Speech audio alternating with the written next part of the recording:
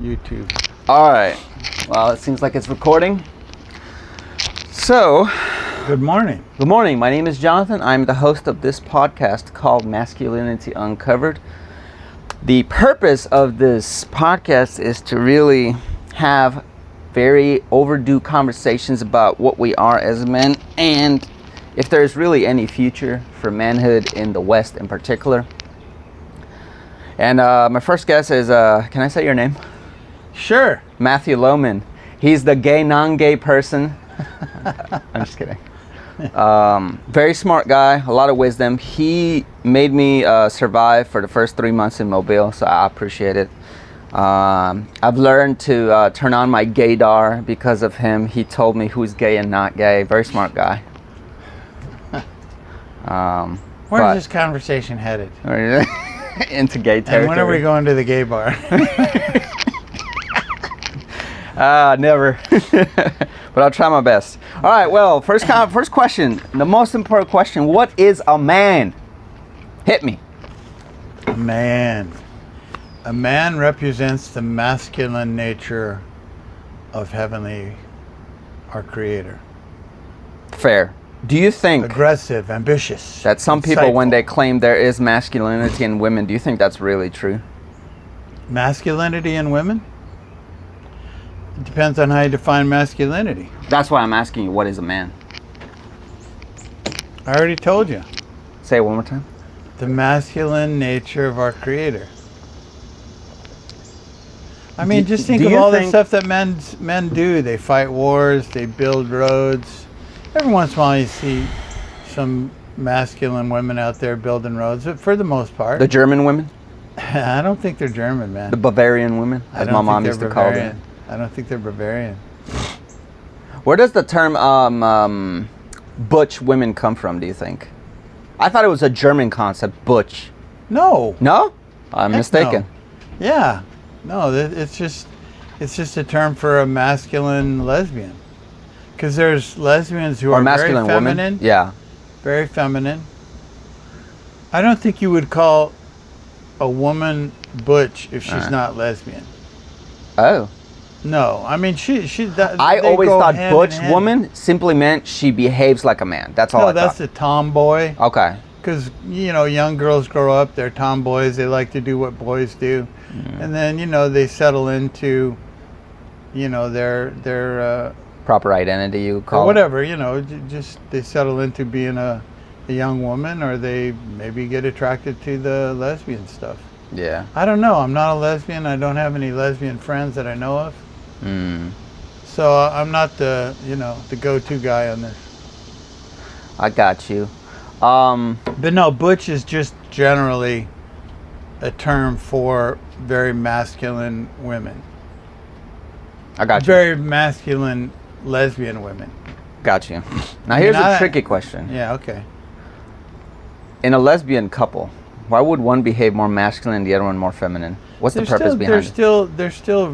They're still duplicating, the relationship of a subject object, masculine, feminine, for the most part. I mean, when I used to do a lesbian bar, and there'd be the tall, really beautiful lesbian, and then the little lesbian who was obviously the guy. how many lesbians fell for you in that bar? Unfortunately, none, and there were some beauties. No numbers, There were shit, some man. gorgeous. That would have been the perfect place to get a date. Yeah, I don't think so. I mean, I was selling flowers, and Don't they say women love flowers?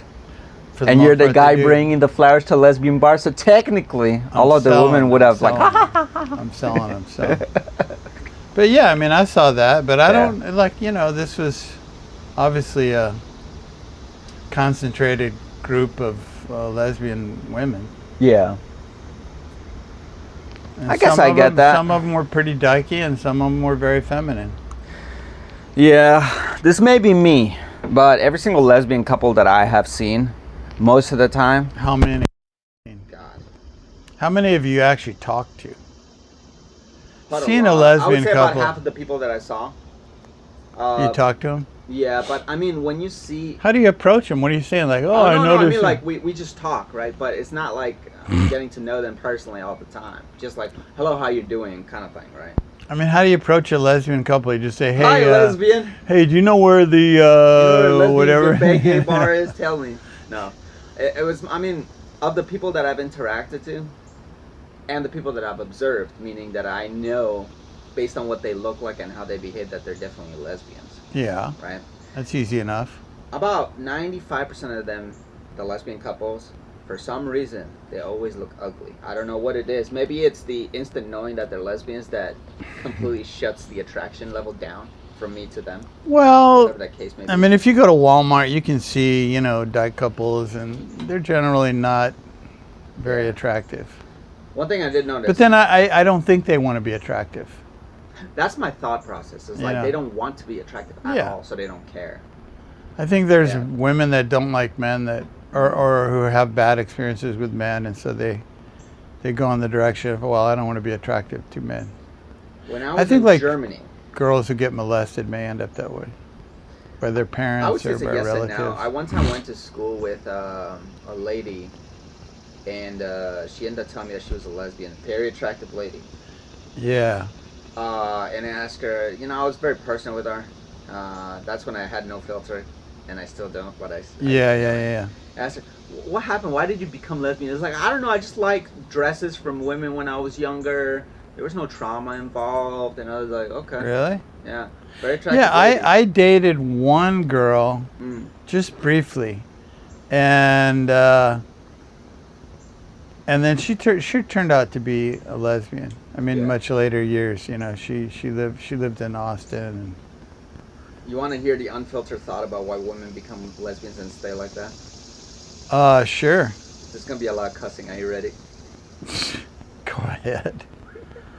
I've always thought this in the back of my mind, that lesbians stay lesbians because they haven't tried enough good D. That is such a macho bullshit statement. Are you ready? Yeah. Because when there is a opposition in nature between men and women, there is a massive attraction. So my belief is that if there is not enough opposition to their character, they simply will not feel that attraction. That's the reason I say that. So I'm not quite sure what you're saying, but... So for lesbians, the best counterpoint to their character as a lesbian is a massive masculine macho man. That's what I'm saying. Okay. I have a feeling that a lot of lesbians had trauma, sexual trauma from men. I don't disregard that at all. In fact, I will even grant the fact that all of these men are pieces of shit, just for the sake of conversation, right? Oh, there's a lot of bad actors out there. Yeah, but I still think that most lesbians would not be lesbians if they had that opposition in character from themselves, and they would be instantly attracted to it. Explain that a little bit. That's a little confusing, I think. I mean, our whole nature. When you say opposition character, what are you talking about? It means the opposite of what they like, what they are themselves. I mean, men love women because they're extremely feminine. We like those simple, gentle characteristics about women because we aren't themselves, right? We aren't them. So we like that about them. The reason we get married to them is obviously because God made it so, but still, we love that about women because they can do things that we aren't. The cuteness, the gentleness, right? Yes, you're not trying very hard. Obviously, you're not trying very hard. No, I mean, you got kind of a wiki-wacka way of saying things, but I mean, am I going out of line to say that most men, I'm talking about 95%, would be attractive instantly to a woman who behaves extremely feminine? Or you don't even have to be extremely feminine. Just for the sake of conversation, feminine, right?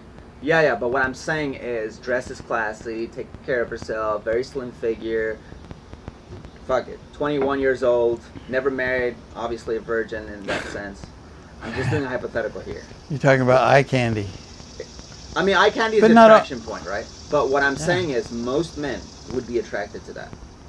Of course, most normal men are attracted to feminine beauty. Yeah, and what I am saying now in opposition is, if you had a 6'3" guy, super jacked, fit, like you can see the pecs popping out of the shirt or the suit, whatever. Are you okay? Yes, I'm very okay. Right. Not gay yet. I thought you were getting excited there. But that man walks into a bakery to order some bread. Most of the women, including, I think, the lesbians, would be instantly attracted to that man, regardless. because it's the opposition of character that they are.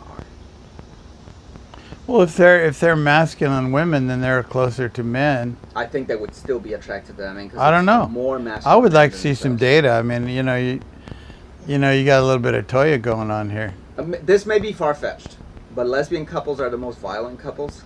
So maybe they need a More violent? more violent than straight couples. I don't know.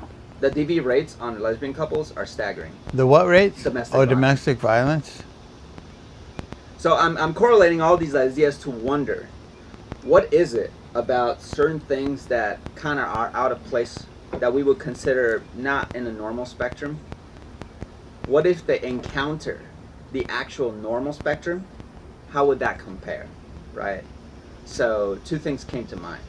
The attractive aspect of both sexes, like how they attract each other and what they like in the opposite sex. And then how does violence really work when you compare apples to apples situation, right? Violence? Yeah. How does it work? Yeah. So the best comparison for this is, for example, why are women, when they are lesbians and they are in a, so to speak, committed relationship, more violent than straight couples? I always wondered why. I'm sure there's some data on that because I haven't looked at the data, sociologists but I study have this looked stuff at all the that The time. rates are stupidly high. We're talking about like 80% of them extremely violent to each other, the lesbians, right?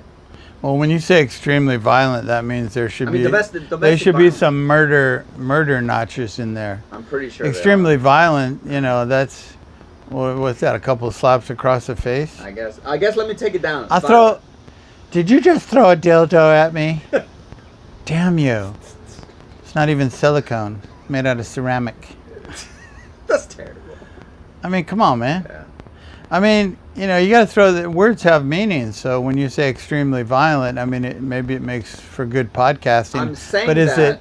Is I'm it saying that accurate? because when women describe men as violent, they put in the hunch of like men are extremely violent.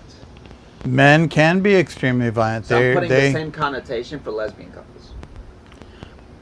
Maybe lesbian couples. There's maybe more. You say there's more domestic violence Than straight couples.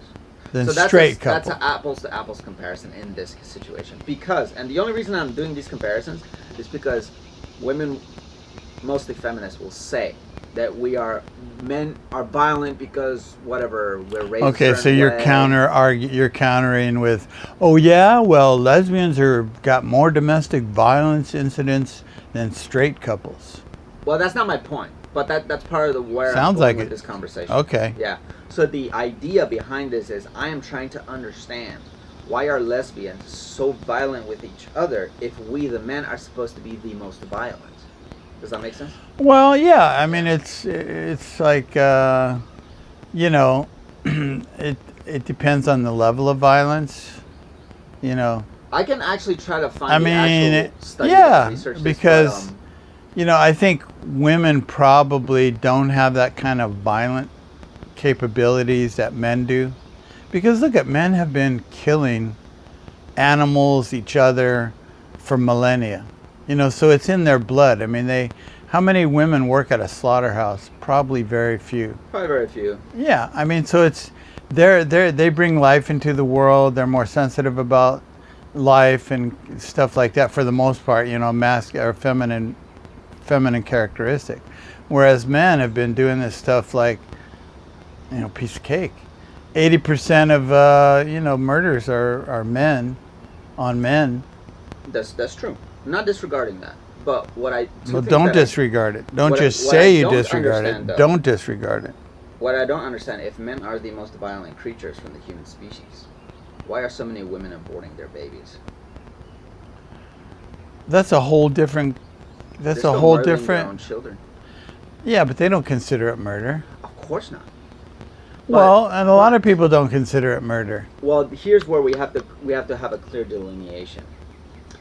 If we take the pure science perspective, we would have to ask the question: when does conception begin, and when it is considered human? Yeah, that's a whole different. I'm not getting into that because that's a whole nother. But we are talking about violence, right? No, I don't think so. The next thing that I want to point out, on the abortion topic is if you take the moral stance, what have you got it? Why have you got it in for? we have to be honest about things. Dykes. Don't get me wrong. I have nothing against them, but It sounds like when we're talking about a sounds like conversation, you're trying to. unfortunately, I have to bring this up. Yeah, but to me, like the act of an abortion for a woman, it's her body. You know, it's like our bodies, ourselves. Do you believe that? You know, yeah, people have a right to, But it's not their body at that point. Well, it's their body. They're hosting the baby, but that doesn't mean that the baby is theirs. So, you know, I mean, to me, it's a whole different moral question, like abortion and then violence against another fully grown human being. You know. We'll I mean, get you into know, that. I mean, We'll get into obviously, you know, having a baby is. I don't think men or, you know, it's unfortunate that there's even a circumstance where a woman becomes pregnant and she doesn't want the child. To me, that's an unfortunate circumstance because most babies should be conceived in love, in a partnership between a man and a woman, whether they're married or whatever. That's the ideal. Well, we don't live in an ideal culture. Sure. There's fallen nature. There's selfishness. There's all kinds of problems with mankind, and I'm sure you're aware of them. I agree. So, to me, the moral thing of abortion, you know, the moral dilemma or the moral question of abortion, to me is different than, you know, violence of an adult nature where you got an adult person committing violence on another adult person. Now here's where because you know the thing is, Mm. you know, strictly speaking, Yeah. abortion ends in the end of that conceived life, whereas rarely do fights between two lesbian couples end up in one of them getting murdered. See, I'm abort you. I'm gonna look into it, but do you know Rush Limbaugh, the radio guy? I heard it. Yeah, he passed. Yeah, he was a conservative guy, and for a while there, if a caller was obnoxious or something, he would abort the caller. That's funny. But then he got in a little bit of trouble for that. Because that was senseless. You know, I was like, whoa, dang, you can't abort a caller. I don't know. Anyway, my thoughts. anyway, so I wanted to go. yeah, back what's on. the point? What's the point? There's What are we trying to? There's a logical contradiction, because in a domestic violence case, obviously let's just hypothetically say that one person is going to be the weaker vessel, so to speak, right? That's pretty accurate. Possibly. In the case of abortion, it's the exact same situation. There is violence committed against the weaker sex. So technically, it is the exact same comparison. I don't think it's exact. I think it's more nuanced than that. I think we don't. You just assume that a lesbian couple, that the one that's beating up on the other one is stronger than the weaker one. It could switch I'm places. not saying that, but You what know, I am saying that. You know, you just smacked me across the face. Well, you know what? I'm going in the kitchen. I'm getting a meat mallet, and try it again. What and then you get a meat mallet in your forehead. The victim of the person who receives the violence, in that case, they become the weaker vessel. That's what I'm saying. Well, they become the victim. I don't know if they're necessarily weaker. For the sake of the They might have been looking conversation, what I'm away. saying- I don't want, for the sake of the conversation, Well, I you want have to have reality. these hypotheticals. Reality has to seep into this This conversation. is completely realistic. But what I'm No, it's saying not. is the victim, the person who receives the violence, obviously. Okay. So what I'm saying that. Person who In is the that victim case, of the is the violence. victim. There's no question about that. Yes. Right? Let's just say beat the shit out of that. Well, we don't know exactly. It's We not don't know always what the same. What we're saying is there is medical proof to show that somebody hit the other person with blunt force, right?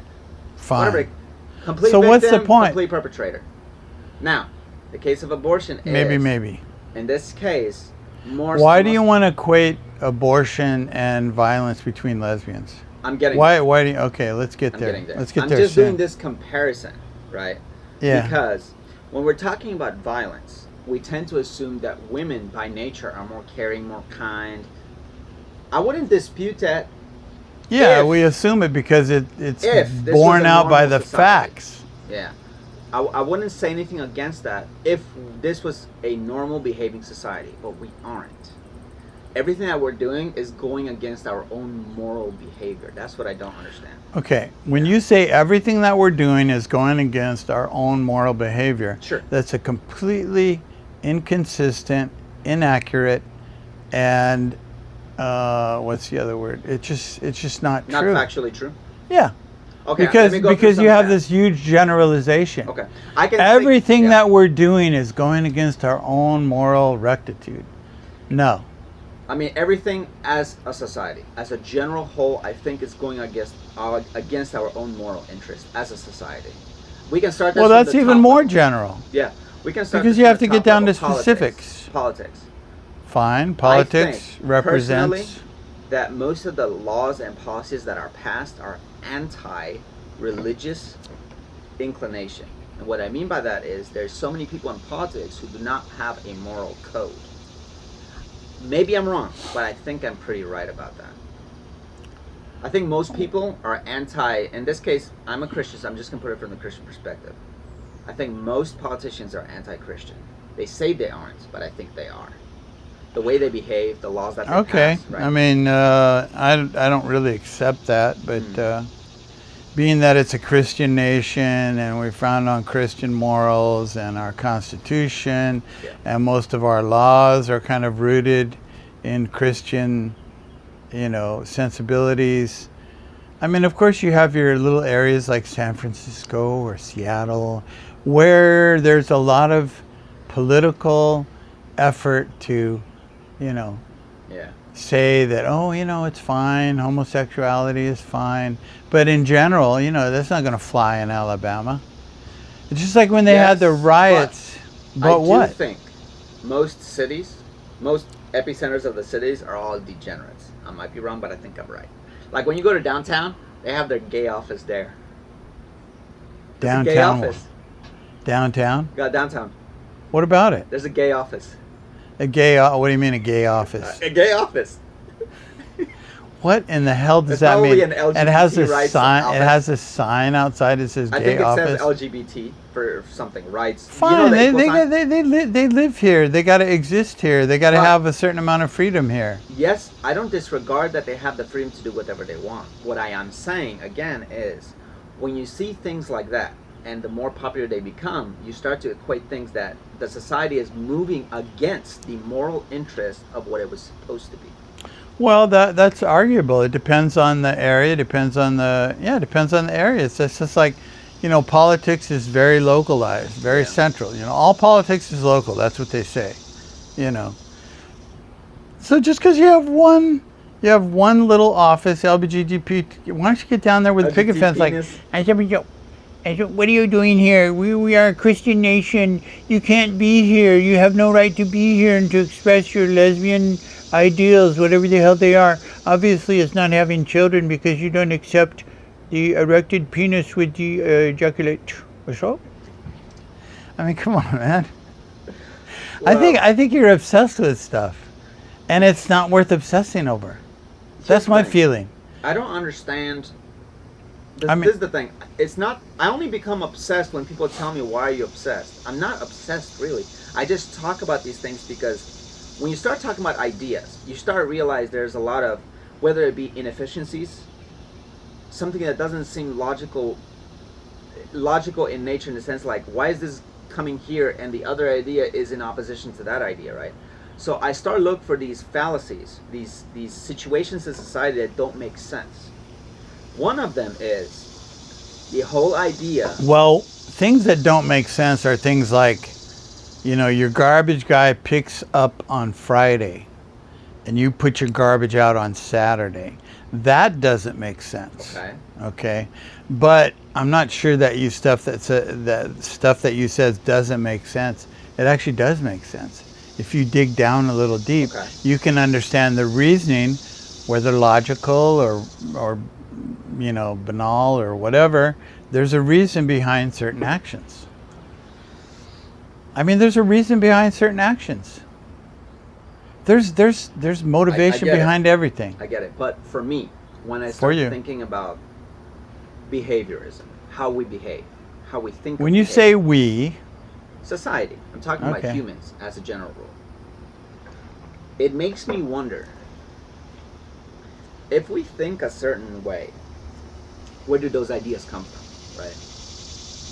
Fine. So, if I'm a Christian, right? Are you a Christian? I'm trying to be. Okay. I'm Well, finding no, out you're a Christ. Christian or you are not a Christian. I get that. You may not be a perfect Christian. And what is a perfect Christian? Follows in the moral and guidances to the T. of To Christ. the T. That's pretty simple. I think it is. That's the Isn't 12 that the way commandments, it's- right? But what was Yeah. the greatest commandment of all? Do you remember that? What is the greatest commandment of all? The one that Jesus mentioned later on? Something about loving Loving thy neighbor or thy enemy? or both. Yeah.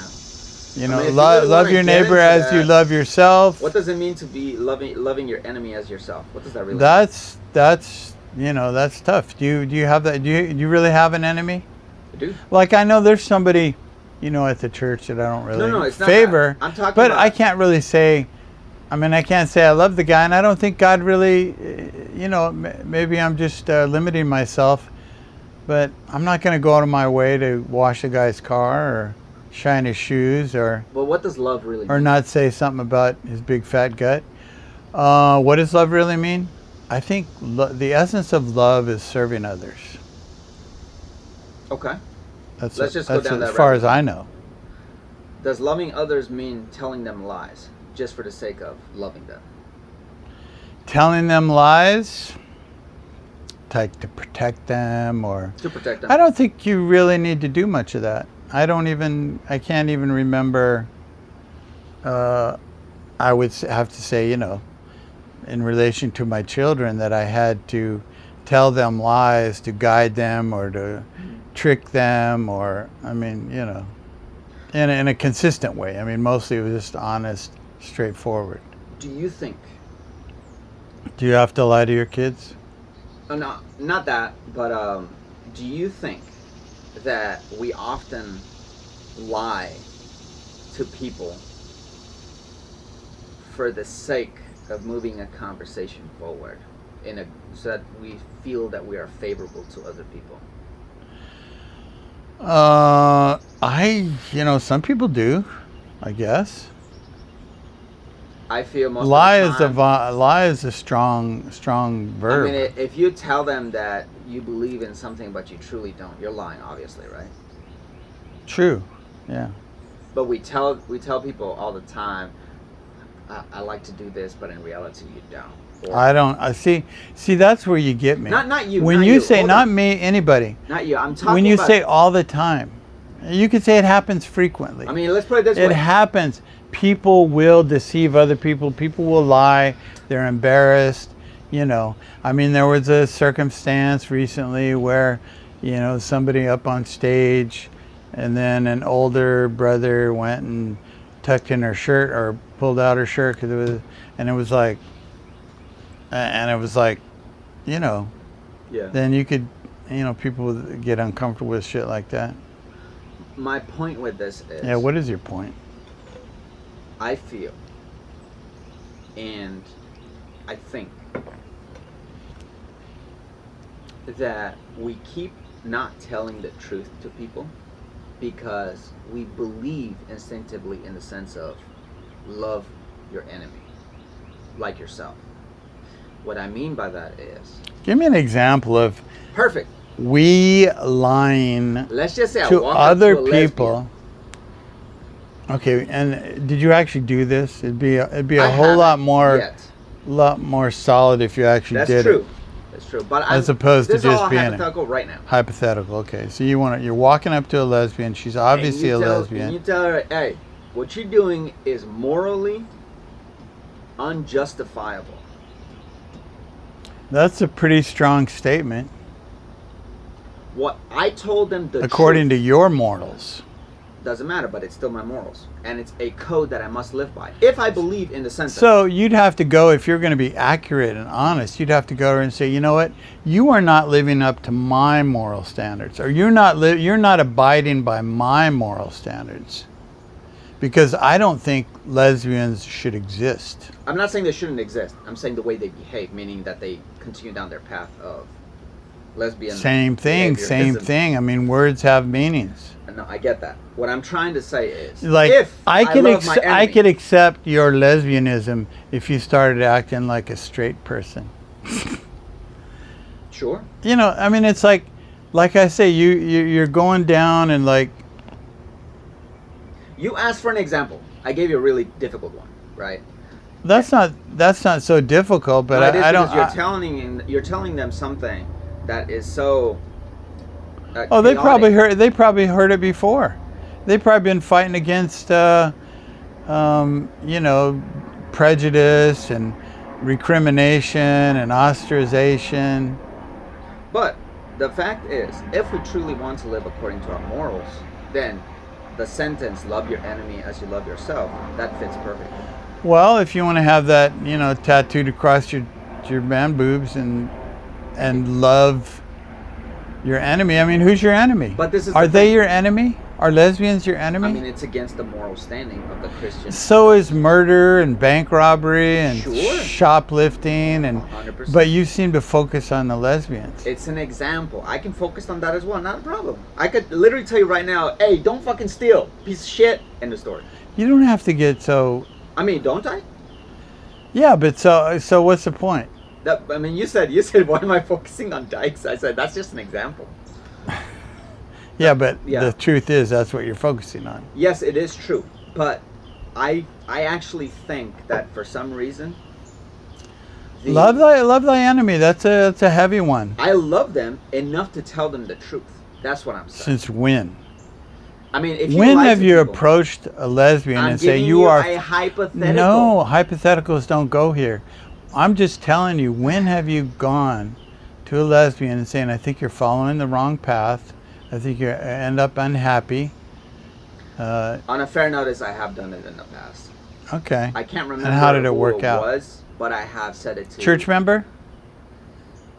possibly. Second gen? Very possible. I don't know. Do you know of second gen dykes? I Or went to let's see it. Champion with this lady. I cannot remember her name for the love of me. She was English, or UK, whatever. Yeah. And I noticed a funny behavior about her. I couldn't pinpoint my thoughts on Yeah, it. yeah. And she was normal looking, no problem. Behavior okay, right? No problem. But then years later, I saw her on social media, and I realized she went in the direction Oh. that I was hoping she wasn't going to be. I mean, we're talking about massive piercings, girlfriend, and dyed hair. I was like, holy shit, man. She was one that I saw really going in a weird direction that I told her, hey, are you okay, kind of thing. There was another one. Now, what would be interesting if you pursued that in more of a, you know, analytical way, and you developed a discourse with her and say, hey, I remember you from Champyong, Yeah. and tell me a little bit about. She may not want to. She may feel already oppressed, or you know that you're trying to dig a hole for her, or something like that. But you could also have an elucidating conversation where she could say, you know, I just feel more comfortable around women. I don't really like men. I don't like the way they smell. I don't like penises, whatever. I don't know. But it'd be interesting to find out if you're interested. Yeah. This is the thing. See, I'm not that interested This because is the I thing. kind of figure I got it all figured out anyway. This kind of sounds cringe when I say this, but I have sat down across the table against people who absolutely despise me, and I had no problem talking to them. Genuinely, they despise me. Why did they despise you? Color of my skin, man, So were they, very violent in nature. or were they black? When you say Black, color of your lesbians skin, as well. There was homosexuality is not really blacks don't like it that much in No, no, no, general. no. Sorry, distinguishing people here. I remember going to school with a guy who ended up murdering somebody. He's in life in prison right now in Africa. And I could have normal conversations with that person. But I realized that there was something wrong with that character. The one that I knew despised me was... This was in Equatorial Guinea. God, it's been a while. I'm trying to remember. Whatever. Okay, so you can sit across you can sit across people that despise you, and you don't have a problem. Normal conversation with them. In fact, I do it all the time. That's why I'd say the sentence "love thy enemy as yourself" or "love yours," whatever. Right? I mean, you're not a social butterfly, dude. I don't know who you're talking about. So what I'm saying you is, stay at home most of the time. Yeah, but every once in a while you go to Popeye's Chicken. I can actually have complete normal conversations with people whose morals are in complete opposition to me. No problem. But when I do speak to them candidly, I tell them the absolute truth, and they don't like it, obviously. Well, I'd like to see that on your podcast.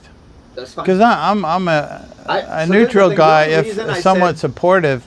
But I'd like to see you sit down with somebody who despises you, has complete opposite moral inclinations, and I'd like to see that conversation.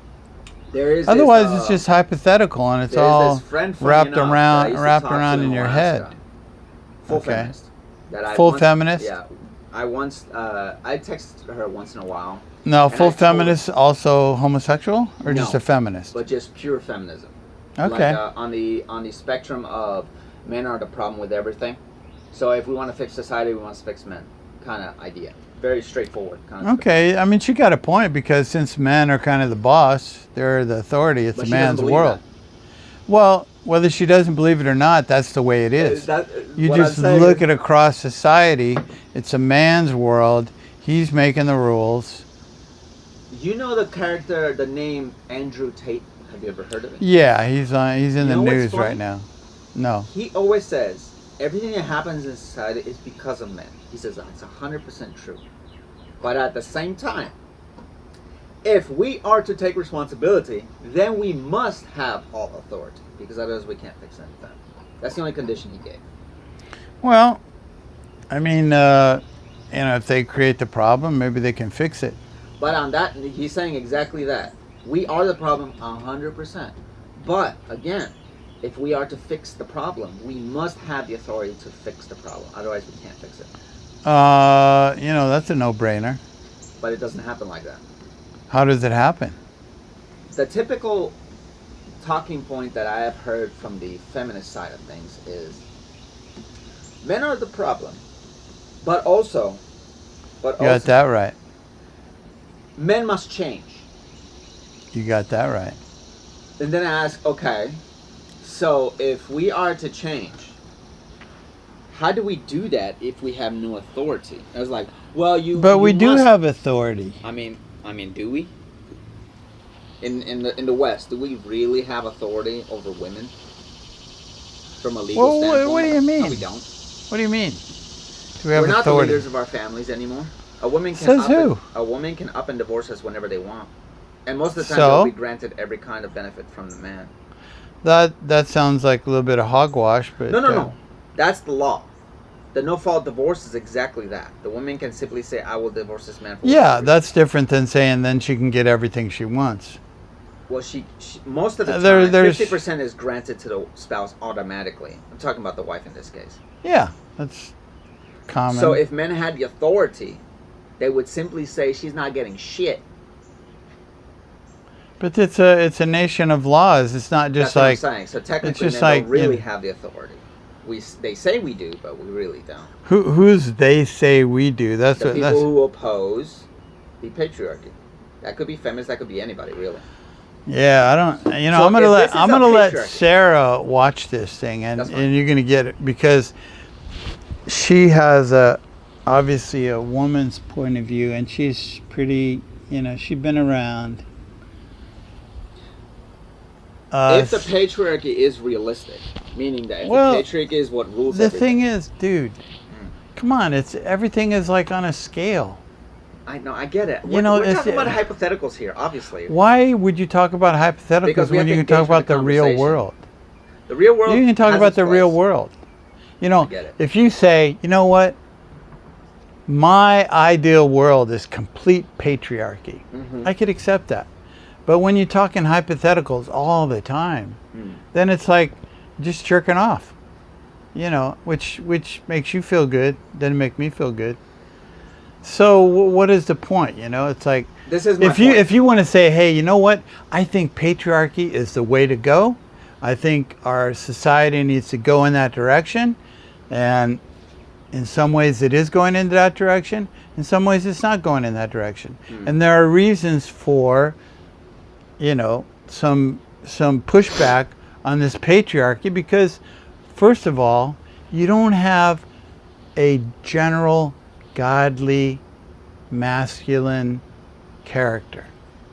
You have all kinds. You got, you know, you could have the Christian guy who's truly a, you know, representative of Christ, very loving, very giving, very righteous, very noble, and it goes all the way down to like Charles Manson or you know, or Anthony Weiner or whatever. You know, there's a whole spectrum of masculine representatives, and then you got a whole spectrum of feminine representatives. So that's the reality of our lives, of our culture. Okay. So if you say, oh, you know what, I love the patriarchal thing and I think we should go in that direction, that's a completely acceptable statement. Here's my counterpoint. It's not that I want to love or love already the patriarchy, but when I think how society is progressing in a general direction, I think, do we want a society that is based on a functional probability? What I mean is what works most of the time. What works in an idealistic sense or in a realistic sense. And it makes me wonder, there's really only two paths forward. There is the path of absolute patriarchy, which, by the way, if a lot of people don't know this, patriarchy just means of the father. There's nothing more complicated about that. Now, we give all these connotations to it because of what they describe of him, but it just means of the father. The other path for society is absolute feminism. There's no in between. Because if you well, have obviously there is a in between. What I'm saying is, if we take the middle ground, it's not going to work because both ideologies conflict with each other. So if we try to do this quasi-mix, we end up in a society that has no sense of direction. But that's what you have even in your own relationship at your home. You know, you think you're the absolute patriarch. Well, I got news for you. I never said that, actually. No, but you might think that you're the absolute patriarch. Well, I got news for you. You got a wife there, and she's a human being too, and she has desires, she has wants, she has aspirations. May not always coincide with what you think is the perfect situation or the perfect resolution or solution or whatever. But then we have to. So I don't see that as necessarily a recipe for disaster. It's just that there's this dynamic relationship between men and women, and they're, you know, especially if they have a family, they're trying to work it out so that their children grow up in a loving atmosphere where they don't see their parents abusing each other physically, verbally, whatever. Now, so what's the problem? The problem is this. Yeah, what is the problem? We keep mentioning about all these in-between ways on how to live life, but the reality is none of them truly work, except if you follow the authentic standard. Well, see, there you go. I mean, there you go. You're laying down the gauntlet, and your idea is, you know, I am not saying I the Christian ideal of the man being obeyed by the women, as it is structured in the Bible. Well, that is a Christian way. Now, here's the thing. If people want to go that could against be argued. it, that could be argued. If that could be argued. Go against it, that's their prerogative. But if they're going to be authentic Christians, this is the way. There's no other way. Well, that's arguable, because you're saying it's not even arguable. No, yeah, of course it's arguable. You're saying this is the absolute Christian. No, there is no my understanding of the Bible and of Christianity is this, and this. And if you don't follow this, you're not a true Christian. I think it's totally arguable.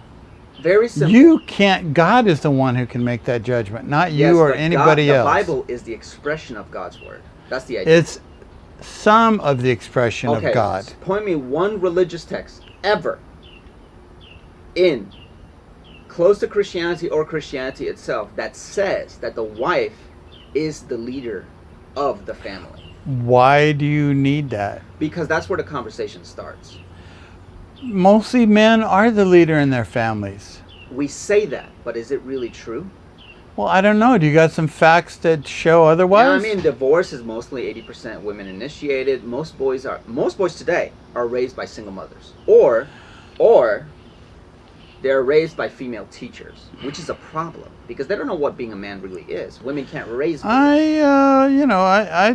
I would beg to differ. I mean, the reality. Because if you talk about reality, that's the biggest I mean, reality. the divorce has been the same for what? About half of all marriages end in divorce, and it's been that way for how fucking long? Well, there was a massive influx of divorce when birth control came to be. And that's also the same time when abortion started being a big problem. So when was that? In the 60s? I think it was the 60s. Okay, so that's but 60 it has been years progressively ago. Worse. So I don't know. You got to back up. You got to back up these conjectures or sure. these. I mean, I just told you that with the invention of birth control, divorce started skyrocketing. Okay, there's obvious reasons for that. You know, women maybe didn't want to get pregnant. Men and women like to have sex. Men like to have sex, especially. Mm-hmm. Women are the ones that have to carry. You know, you may just get your rocks off, but a woman may be pregnant, and then for 9 months, then her whole life is changed. And the men can walk away. Is that patriarchy? I don't think they can. What the hell is that? Because back in the day, hell yes, men walk away all the time. Men weren't allowed to walk away simply unscathed. And we're not talking about back in the day. We're talking about now in the past 60 years. I actually think it's worse for men to walk away from now than it was before. Because now they have the law saying if you have a child, you better start contributing, whether it be financially or physically. You know, I mean that's ingrained they don't make you stay married. No, but they make you pay financial support. Well, yeah, 100%. because you fathered the child. So there is actually an incentive for men to stay.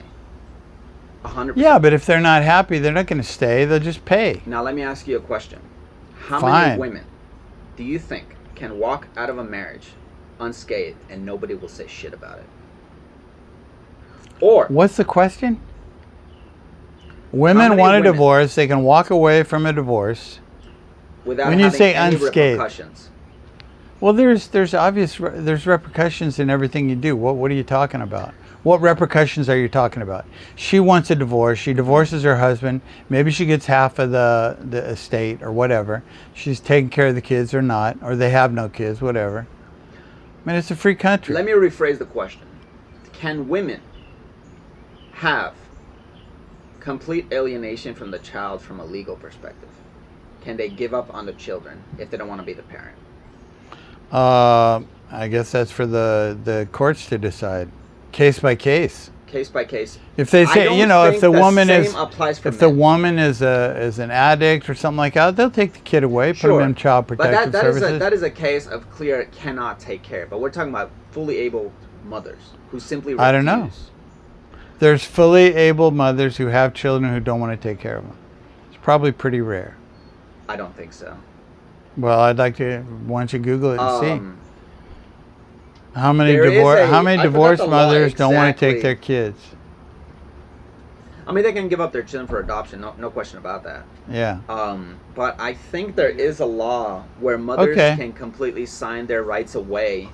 I mean, the case of adoption, right? Yeah. The mothers can completely they have no involvement with the child with adoption. I'm not what saying do you mean with thing. adoption? Like if they give their child away. Yeah. Yeah. Because they don't want to take. They can't take care of it or don't want to take care of it. But on the same token, millions of people that want to adopt children. No, I get that. I have no problem with that. I really don't. But good. For the sake of the conversation, I'm wondering. I see way more often when men are forced to be responsible, but women aren't, in terms of childcare. Does that make sense? Well, I don't know about that. If it's purely financial, I think more men are forced to take care of the children. But if women were to be forced to do that... I mean, it's the laws. What do you think? That a guy can father a child and then just walk away like, oh, I just had a good time. It's not my problem. And the law comes in and says, no, it is your problem because you fathered this child. Yeah. and you need to help support the child. Whether you want to stay in a relationship or not, that doesn't matter. So You brought this child into the world with the help of this lady, and you're going to help support it. What's then wrong with We also that? have to force the same law for women. The woman is already taking care of the child. No, but she can give it up, no problem, no hands barred. Not that like I say, I think that's very rare. I bet you those circumstances are quite rare. Let me better look find at- the you study better- on this, but Yeah. the truth is that the law is basically saying to men, if you have a child, you better take care of it or you're going to prison. That's the law. They will find you.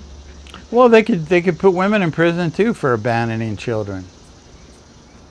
Abandoning when they were previously taking care of it, in the sense of, hey, that you're the single parent and suddenly you abandon a child, completely understandable.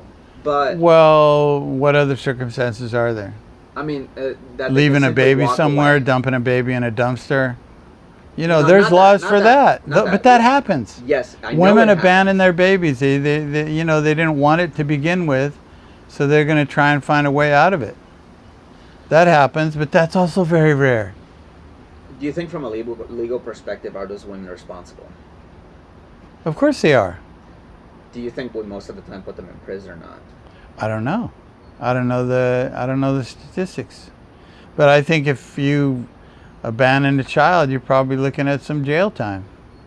Here's the thing. I actually don't disagree with we should take care of the children that we're responsible for.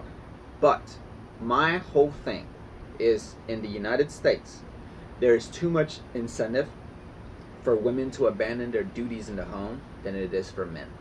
That is what I'm saying. There's more incentive for women to abandon their duties in the home than there is for men. Yes. And how can you back up that statement? 80% of divorces are initiated by women. That's the first thing. That is a What does that major have problem. what does that have to do with responsibilities in the home and responsibilities for the children? They're just saying, I don't want to be with this guy anymore. Yes. For whatever But reason. here is the problem. But that doesn't mean that they're abandoning these responsibilities. If they don't have any children, it's a walk They're away. abandoning their responsibilities towards their husband. Yeah, but it's like, what is this, a communist country where you married that guy, you stay with him? We don't care what he Isn't that is. what we're supposed to be? What? Stay with your husband until That's the death do us part. ideal. No, I get it. That is the But that is ideal. But also you the don't seem to get it. commitment. You don't seem to get it. You seem to be stuck in this parallel universe How where is it you have parallel? these, where you have these like, God. yeah, it's so frustrating. No. I don't what know is how your frustrating logic is, works. Why do we get married if there is a chance that we may want a divorce? What's the point of that? Because that's a stupid ass question. I mean, it's a reasonable question. No, it's not a reasonable question. It's like, why do we do anything? And then we like, oh man, this wasn't a good So, idea after all. the reason So I you asked get you a this job, you get a job as an electrician, and then you realize this is the dumbest ass job I've ever let me ask you had, a working quick with the dumbest people in the world. No, baby, you made the decision. You stay there. You stay and work with these guys, no matter how ridiculous it is. This is the same question. You get married to somebody, you think you're in love. Maybe at that time you are in love, or they're putting on a parade, they're putting on a facade, and then you find out they're this and not this. And then you say, you know what? I'm glad we have divorce because this guy's a jerk. Or she's a freaking whore, and I don't want to hang out with her. You know, I don't want her to have my babies. I don't want to get a disease from her, yada, yada, yada. Isn't that the kind, would you rather you want the society where, no, you stay here no matter what. You married, that is a concrete thing before God and man, and you better stick with it. What world do you live in? Let me ask you this. What ideal do you think you're going to create by forcing people? Well, it's a duty. Whether it's a duty or who says it's a duty? If you live by Christian standards, it's a duty. Yeah, but who live by Christian? You know, even Christian people get divorced. I get that, but my point is this: if we are living under Christian ethical standards, We're then not. We have a duty. We're not. No, I don't. I think you're living, like I say, you're living in this parallel universe that has no relation to reality. Well, if It's you're like it's in saying your mind, outside like, the Christian world, oh, yes, yeah, the I get Christian that. world is, if you marry someone, it's under God's auspices, and you will stay with that person forever, no matter what. Is she pregnant? No, she's just fat. She's a fat little girl. So this is my thing. I'm arguing strictly from the ideal perspective of the Christian world. That's it. Nothing else. Yeah, but so what? Okay, so like this you're is why saying, I you're do saying this. like you're saying like, okay, Christians are like this, and they should be like this, and that's the ideal. Duh. My whole point But of we this, live in a world that's filled with contradictions, that's filled with character faults, that's filled with, well, I made a commitment, but now I can't follow through. You know, I mean, that's life. That's reality. So if you want to stick with, well, it'd be better. Yeah, it'd be better if true men were true, women were true, marriages were solid, people loved each other forever. You know, they had these wholesome families. But you forget about the fall of man and fallen nature and whatever else you want to call it. So you got to accommodate that. You can sit there and say, no, I want to live in a world where, you know, if you're a Christian man and you're following Christian principles, you will marry your wife and you will stay with her forever, and she will stay with you forever, and you will both be responsible for your children, and blah blah blah. That's the ideal. Tell me where it happens. Here's a discrepancy on where people should get divorced. When either party fails in their duties and responsibilities. Well, that's, you know, my wife stopped washing the dishes. Is that her duty or is that my duty? I mean, that depends. Are you a Christian or not? I mean, a Christian or not? That's the question? Yeah, because the Christian ethos is women are the keepers of home. Well, you know, that is your world. You create that I'm not motherfucker. saying it's You mine. create that I'm saying that's motherfucker. Christianity. No, but it's bullshit. That How you is it put it up. bullshit? Okay, let me That give you, you let put me it up give there. you an equal comparable for men. Should men stop working one day just because they don't feel like it? What is the point of a question like Okay, that? so is it the duty of men to take I'm going to care? let Sarah watch this. I'm That's going to get her fine. She because can watch. I don't care. I know you don't care. In fact, the more people watch this, the better. Fine. Well, I assume you're going to put it on YouTube. 100%. We haven't named any names, motherfucker. Perfect. Except yours, daughter. But But Sarah, you know, because Sarah is a very clear-minded, worldly woman. I guess. Yes. I guess. Whatever. It's fine. Whatever. You can totally watch. Whatever. In fact, the more You're gonna listen, you little shit. You're gonna have 3 teenage daughters. It'll be interesting to see how you work it with this mindset that you have. That is fair, and this is what I'll say: if they don't, You're gonna throw them out of the house. That's what happened. getting the That's weight. what happened to Mike's daughter. Mm. He threw her out of the house because she wouldn't do what he was saying. What, And then now she doesn't. Now she wishes she was dead. Is that what you want? that depends. What I'm are they not doing? saying. I'm not saying, you know, go out and be a heroin addict, but you know they're you know, even the Bible says children pull away from their parents. That depends what they're doing, and I'll give you a simple. Of if course, they you all got your own moral standard. You're what they say is authentic Christian person. Let me clarify. I'm trying to be. I'm not yet there, but I'm Well, trying. when are you going to get there? It's gonna take time. How much time? Maybe forever. At the end of your life? Maybe. Who knows? So then what's the point? It's the pursuit. Obviously, it is the pursuit. But in regards to my daughters, let's say all of them become hookers at the age of 17, and they have like an OnlyFans, one of those subscription web. I will disown them that same day.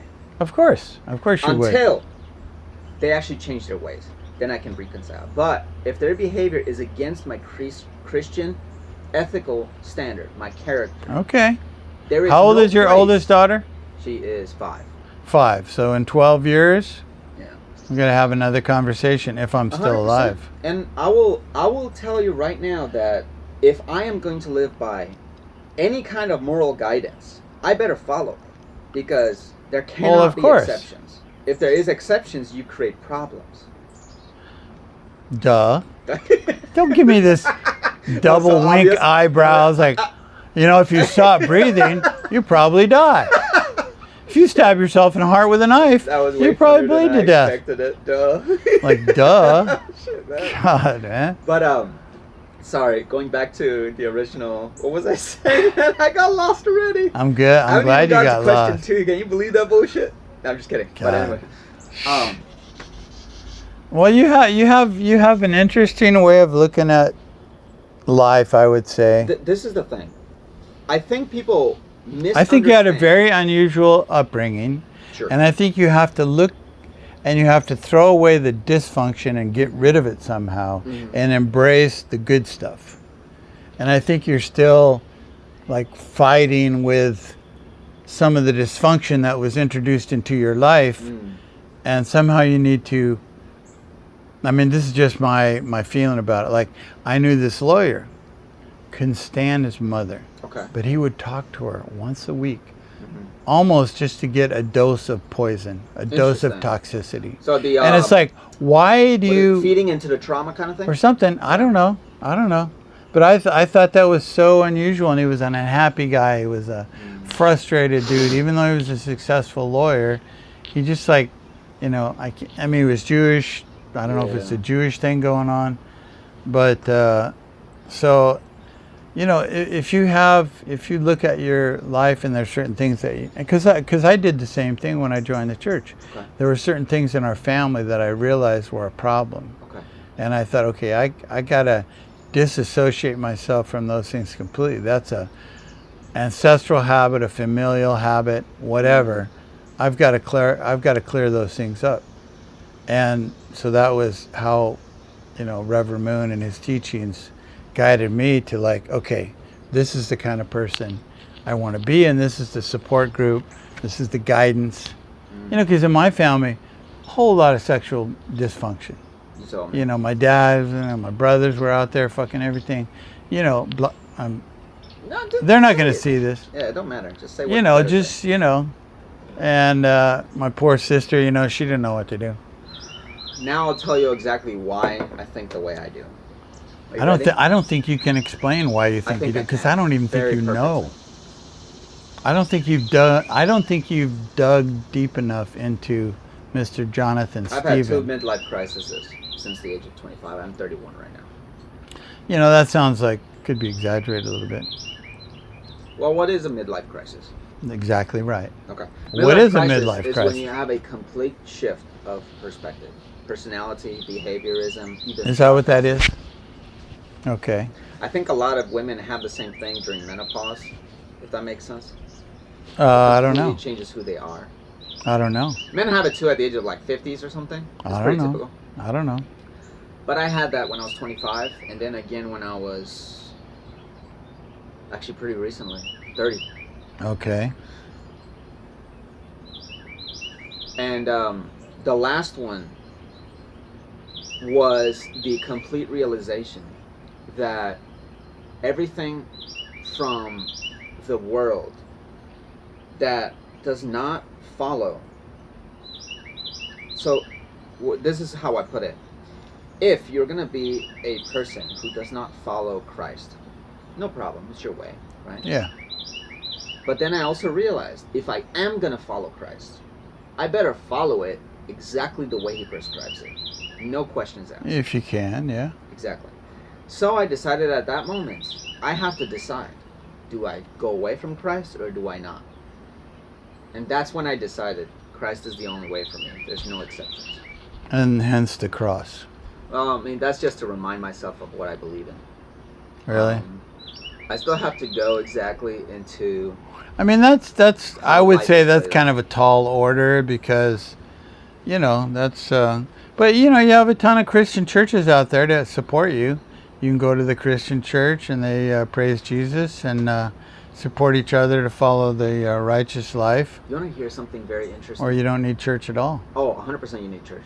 No. Real church. Hell no. No, you don't. So part of the reason... No, you don't. Perspective. No, you don't. Christian perspective. Christ is the founder of the church. And we must respect that. That's why.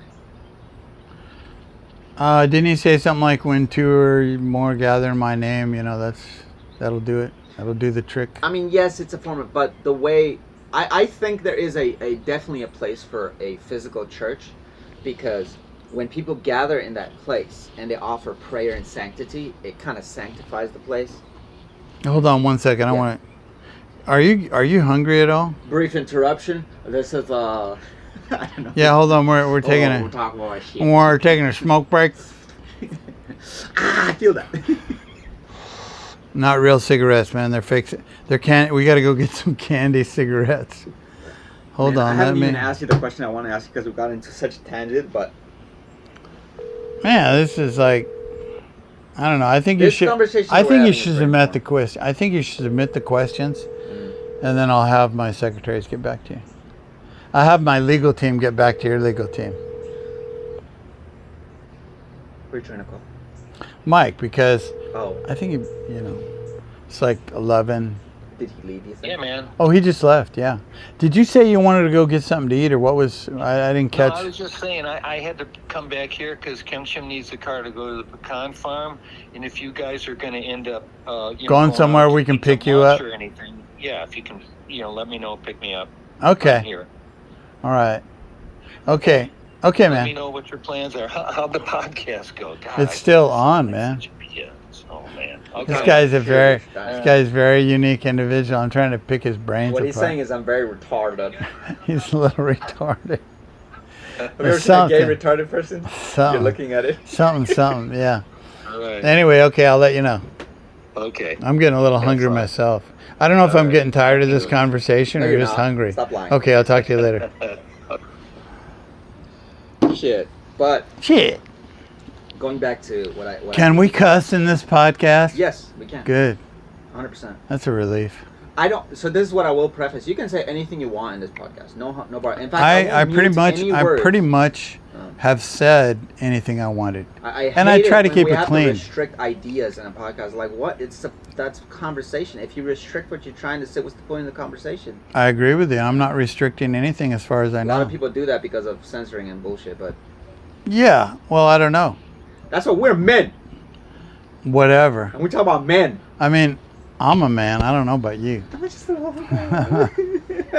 I don't know. I'm kind of wondering with that cross, what's going on. Is that some kind of fakery going on there?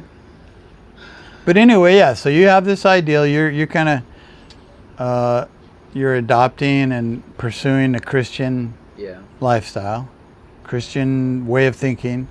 Yeah, and The what biblical I like to way of say thinking. is, I'm starting from ground zero. I don't know anything from a moral, ethical, Christian perspective. Well, I would say that's pretty obvious, but But that doesn't mean that I don't understand what the Bible is talking about. Right? well, the Bible talks about a lot of stuff. yeah, but They when- do not mention Ford Motor Company though, so I don't know if that's a problem. What? Ford Motor Company exists. It's not in the Bible. I don't know. Is that I not guess- God's will, or that was my spiritual dad. did he say? He said, "Well, Ford Motor Company's not in the Bible. Does that mean they shouldn't exist?" Or Is that one of those people who are like, do you know Jesus? That kind of. no, he was almost an atheist, I think, and he eventually left the church No, after no. about Did 6 somebody months. like talk to him?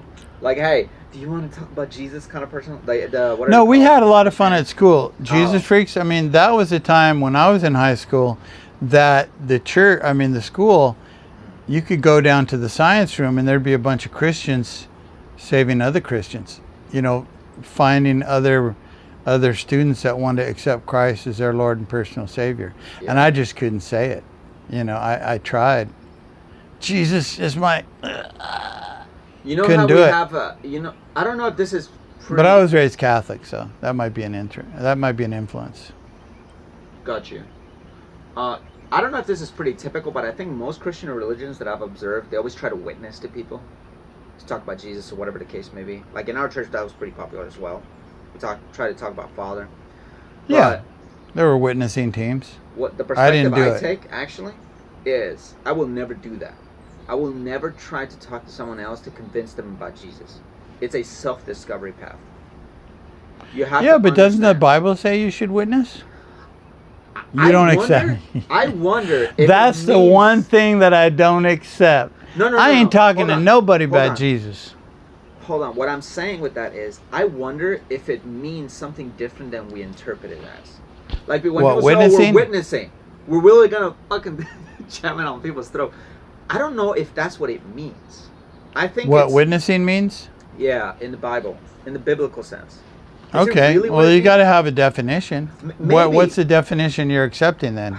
I'm not even sure because okay. Well, yeah, we it's a can- discovery then. if we are to witness people, can we technically witness people without telling them anything?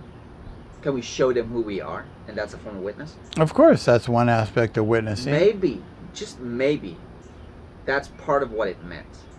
Not I'm saying sure the that words, is part of what it's meant. Not saying the words, "Hey, Jesus loves you," and you But it better believe also, in there him. must be examples of, like Paul. He wasn't out there just showing pictures of the disciples doing good things.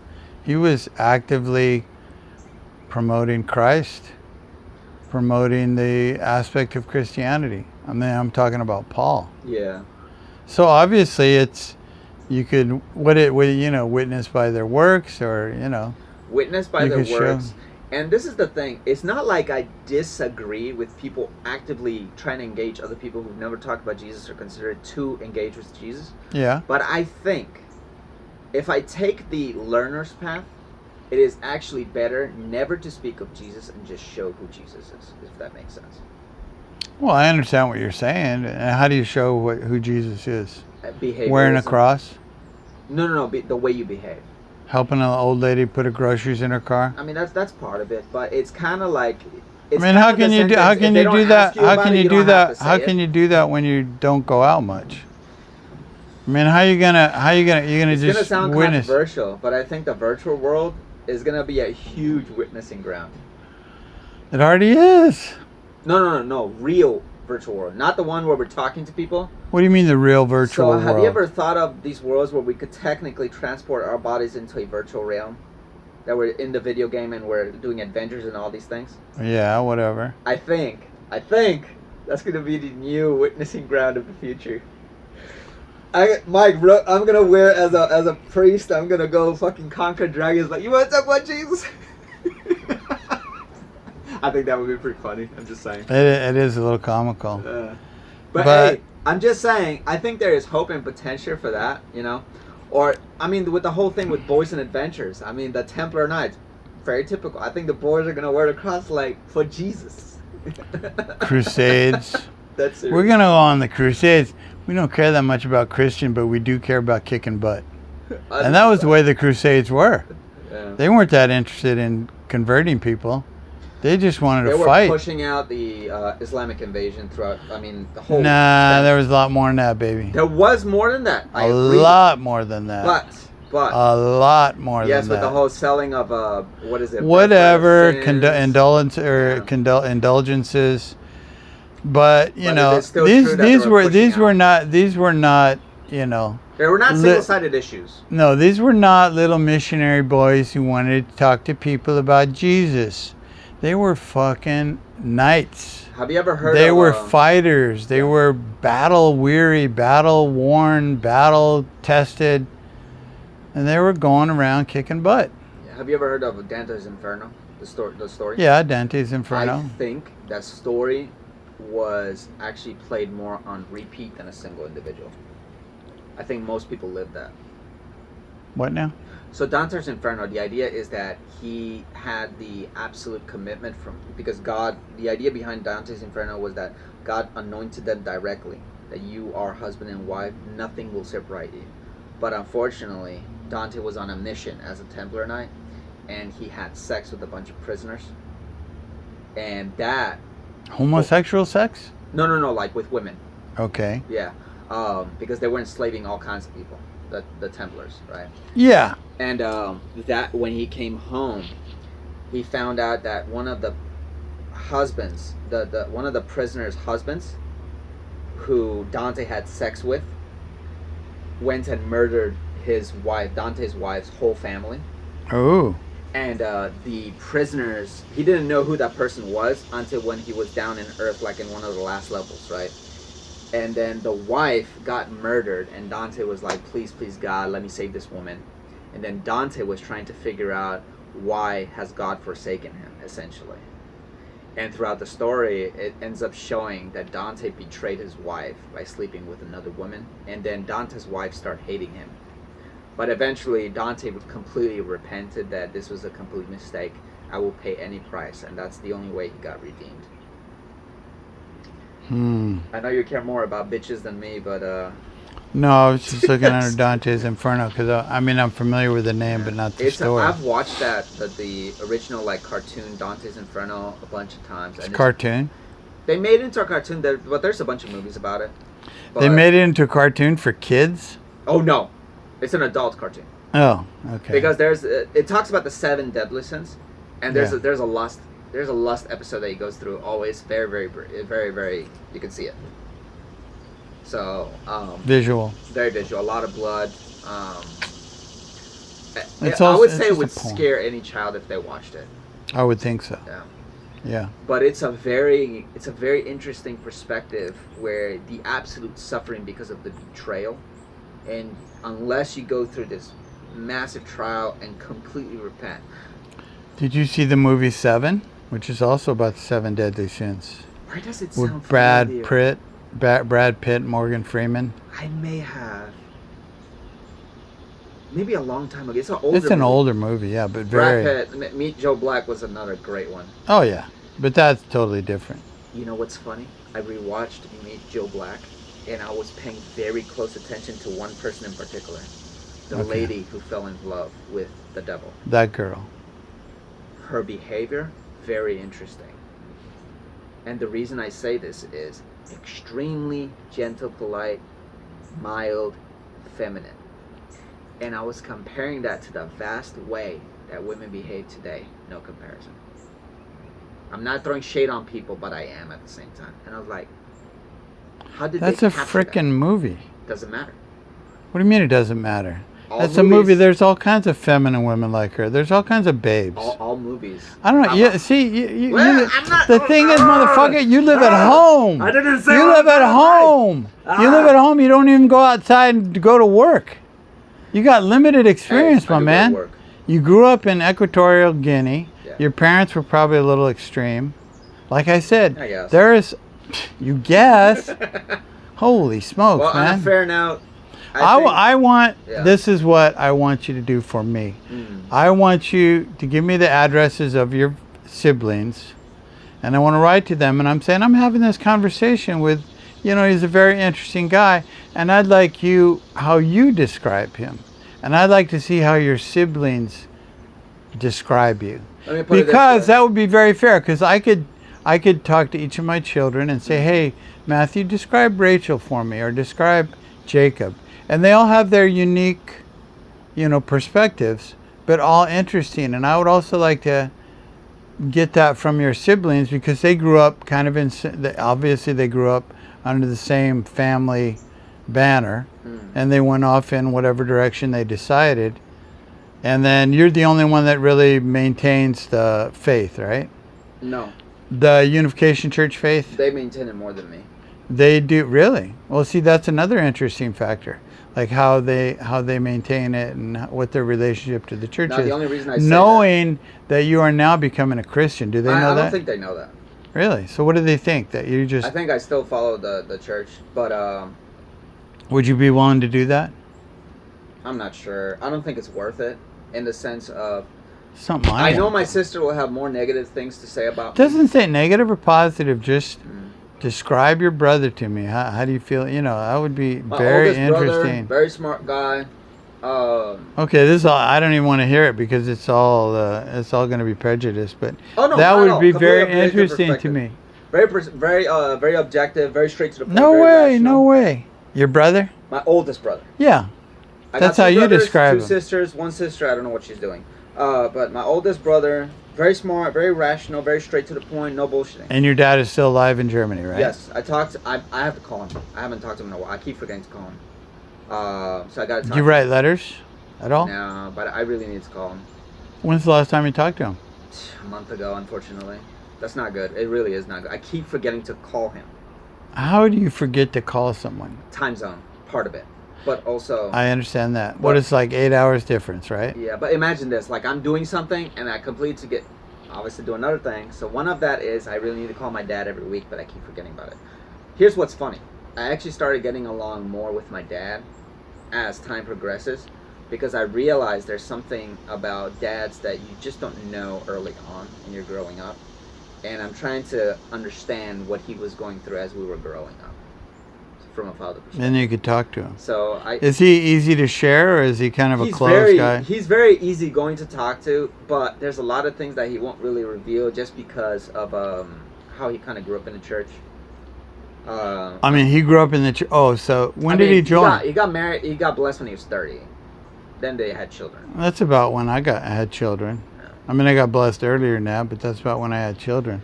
Yeah, but so he met the church over in Germany, as far as I know. Then he was sent along with my mother to New York. We met the German guys because we visit on MFT. We went around and visited Germany, Italy, France. I can't remember. I just remember when we were in Germany, we went to East Germany, and the brothers were saying, "Oh, they're watching us now," like the East Germans were watching us just because we were whatever. And then we were in the men's room at the urinals, and we were joking. Yeah, they're watching us now. Trying to see if the Americans are well endowed.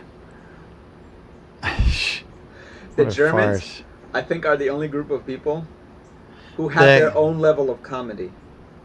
They have a different kind of comedy, I think. We don't laugh at it, but when they say a joke and we analyze it, I was like, that is so stupid. It's funny, right? But for them, it's either it's funny or it's not. They're just so when Germans. did your dad join? And your dad's German, He must have right? been 28. I can't remember. All I know is he joined. He went to the States. He was winning, and then he got blasted in 1982. Yeah. The big Madison Square Garden one. Heck yeah. But anyway, my oldest brother, very, very smart guy. Like, you can't really outsmart him because he has an extremely rational mind. He's like, this doesn't make sense with this, so I don't believe in it, period. And is he following the church or no? I doubt it. Not in that sense that we would. Where does he live? Los Angeles. I mean, he goes to church, he has a wife, soon to have kids. So he goes to the Unification Church? Probably the one in LA. It's pretty massive, the one that What's your brother's name? Paul. Paul Stevens? Stefan. Sorry. So Stefan is like, can you think of a gayer way to say your last name? Stefan. What's your last name? Stefan. Well, it's technically Stefan because it's the German way. Stefan. That's not Stefan. Am I saying it right? Yeah. Stefan. Some people said that if I would do a gender swap filter on like one of those social media, my first name would be Stephanie. So maybe how long have we been going here? But a little more, and then let's take a break. You want to take a break or you want to end it? Just take a break. Okay. I can probably pause it. Well, pause it. Yeah, give me a second. You sure you don't want to get something to eat?